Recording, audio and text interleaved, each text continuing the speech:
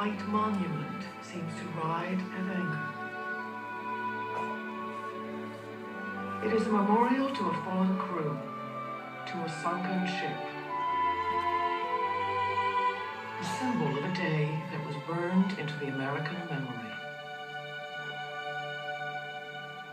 The day was December 7th, 1941. The day of Japan's surprise attack on the U.S. Pacific Fleet here at Pearl Harbor. The day of our entry into World War II. The memorial stands over the sunken hulk of the battleship Arizona. Many of the men who died aboard the Arizona that morning still lie below her decks. The ship on which they served is now their tomb. The memorial, a shrine to their memory.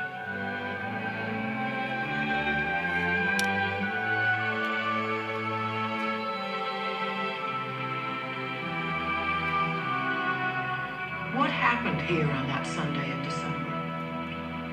Why was our fleet attacked? Why were so many killed? The road to war between the United States and Japan began long before Pearl Harbor. In front of the Japanese advance, which is sweeping over great provinces of northern China. In 1931, Japanese army extremists seized China's northern province of Manchuria. And in 1937, Japan launched a full-scale invasion of China. War began in Europe 2 years later. Japan watched as Nazi armies occupied the Netherlands and France. Soon Britain was under siege. Far away in Southeast Asia, those European powers had colonies rich in natural resources. Now their colonies were ripe for conquest by Japan, the Nazis' ally. But the United States had interests in Asia too. American lives are in danger as the invaders are about to storm in.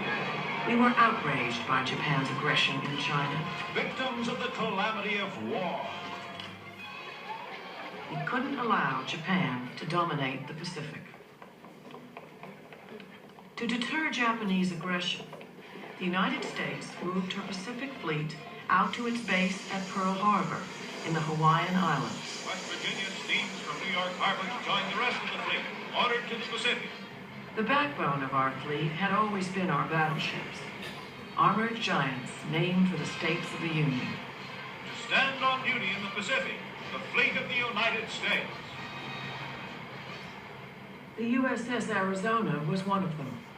She was launched in 1915, modernized in 1930, ready to cruise and fight in the vast Pacific. She was a small city gone to sea. More than 1,500 men served aboard her. Officers, seamen, cooks, carpenters, gunners, Marines, and airmen.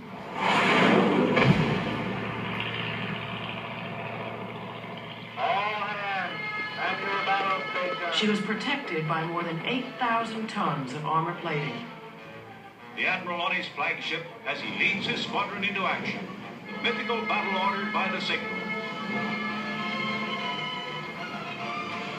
Her 14-inch guns could fire a shell 20 miles. In war games and exercises, she looked invincible. But the Navy was soon to learn that the age of the battleship was at an end. The age of the aircraft carrier had arrived. One man who knew it was Admiral Isoroku Yamamoto, Commander-in-Chief of the Japanese Combined Fleet. Though opposed to war with the United States, Yamamoto believed that if Japan wanted to seize the European colonies in Southeast Asia,